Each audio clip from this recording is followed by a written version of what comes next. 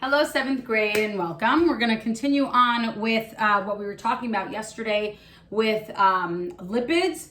And yesterday we were talking about how a triglyceride is structured, okay?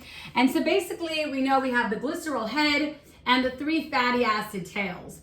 And we know that the 3 fatty acid tails are made up of hydrocarbons, right? They're these carbon compounds that are connected to each other, right? The carbons are connected to each other, but they also want to bond with other things, right? They have either two or three if it's the carbon at the end, available for more bonding. And so it won't be stable unless it's bonded to something. And so it will bond to a whole bunch of hydrogens, right? Those hydrogens are going to connect and then they turn into these long, long hydrocarbons, okay?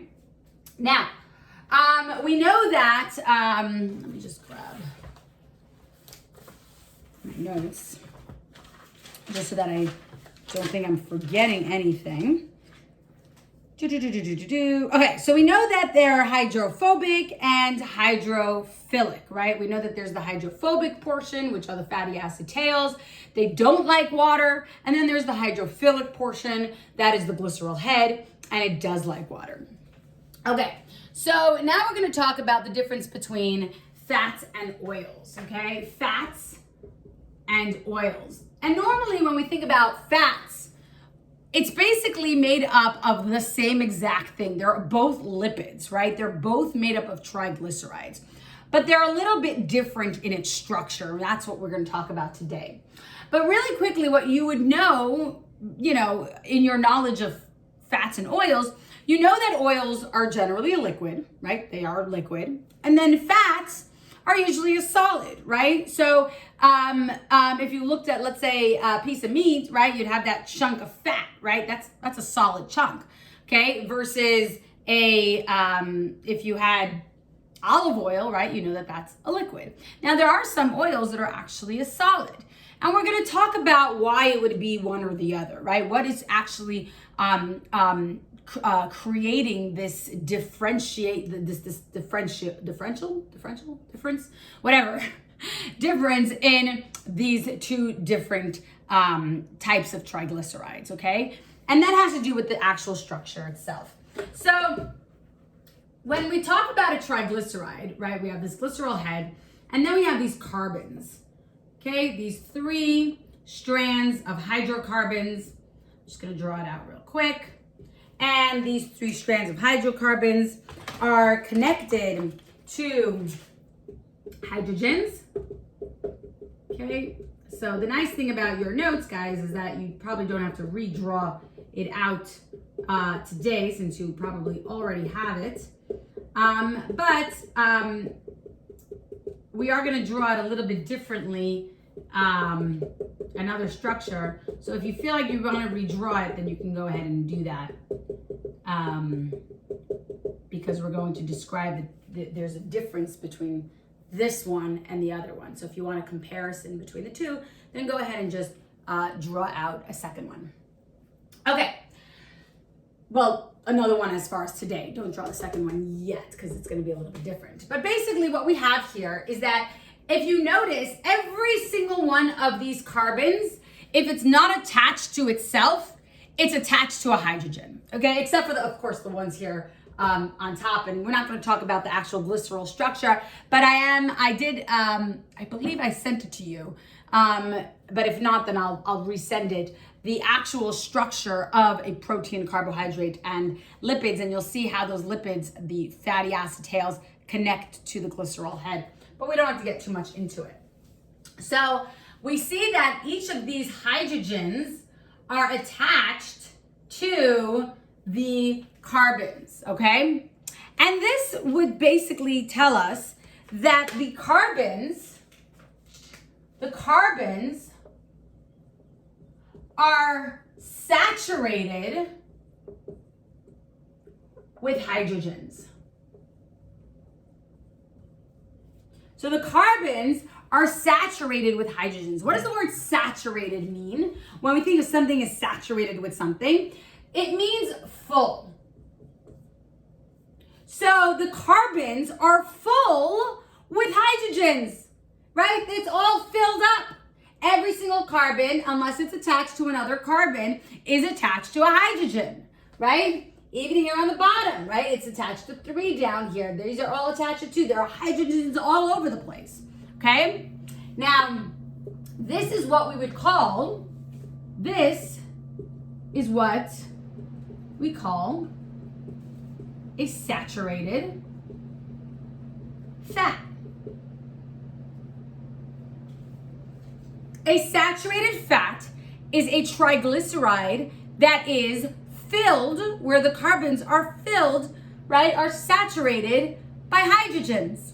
That's what it means. So anytime you've ever read like a food label, it would say saturated fats, unsaturated fats. What does that mean? Well, there are some fats that have hydrogens fully occupying all the different spaces within that carbon, all the different available bonds within that carbon, producing a saturated fat. Now, this is different than an unsaturated fat. An unsaturated fat would be where it's not full, and we're going to talk about that in a second. But there are a few different characteristics of a saturated fat, okay? The saturated fat, so one we know, so some of the characteristics. One is that it's filled with hydrogens.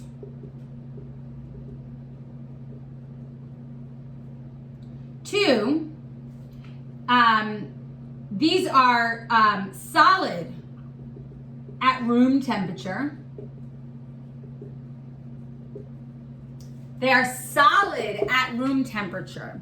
Now, what does that mean? So if I were to have my piece of steak, right, the fat would seem, right, it would be a solid chunk, a solid piece, or chicken. Think about chicken, right? You have these, if you were making chicken and it's room temperature, you'd have these solid chunks all over the chicken. Well, what happens once you cook that chicken and you increase the temperature, right? It's no longer room temperature. Now you've increased the temperature. Well, what happens? It turns into a liquid, okay? So when the temperature is increased, that fat, this triglyceride will turn into a liquid. But at room temperature, it's a solid. That's why, by the way, if you take that chicken and you put it back into the fridge, what happens? It turns into a solid again, okay? So when the temperature is lower, it solidifies, okay? So that is going to be your saturated triglyceride.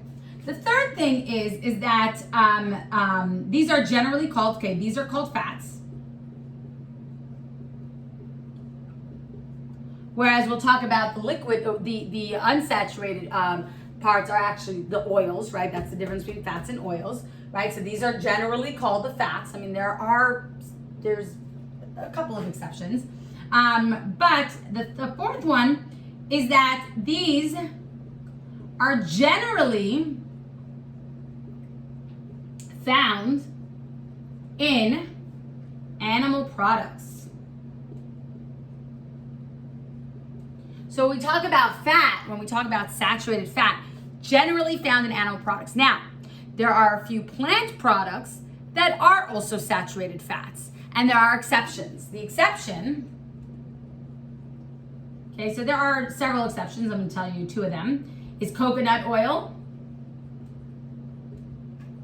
and palm oil. Coconut oil and palm oil, and if anybody's ever has any experience with coconut oil, you know that coconut oils are actually solid, right? You leave it out in your kitchen, it will actually turn into a solid at room temperature, right? They're actually loaded with saturated fats, okay? Doesn't mean, by the way, saturated or unsaturated doesn't mean one is healthier than the other or unhealthier. There's a lot of myths about, oh, saturated fats are unhealthy. Studies came out years ago showing that that's actually not the case. So it doesn't necessarily mean, oh, one's healthier, one isn't. Because we know coconut oil, right? Just because it's a saturated fat doesn't mean it's unhealthy. There's lots of health benefits. Even animal product saturated fats, right? There's lots of health benefits to it as well. All right.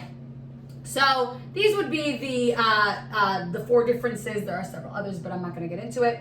Of the saturated fats. Okay. So these saturated fats loaded with hydrogens on their carbons, and we know that it is solid at room temperature. As opposed to an unsaturated fat, which we're going to talk about Looks like we're at 10 minutes already, so we'll talk about more tomorrow, where they're more liquid at room temperature. And then there are, these are called fats as opposed to oils. But again, there's exceptions, right? Because we have coconut oil and we have palm oil, right? Those are called oils. But these are primarily from animal products as opposed to unsaturated fats. They are primarily from plant products. However, there are exceptions there as well, okay? So let's not, so it's not a rule across the board, but a general tendency. Okay, so I think what we'll do is we'll stop right here and we'll continue with unsaturated fats tomorrow. Have a great day.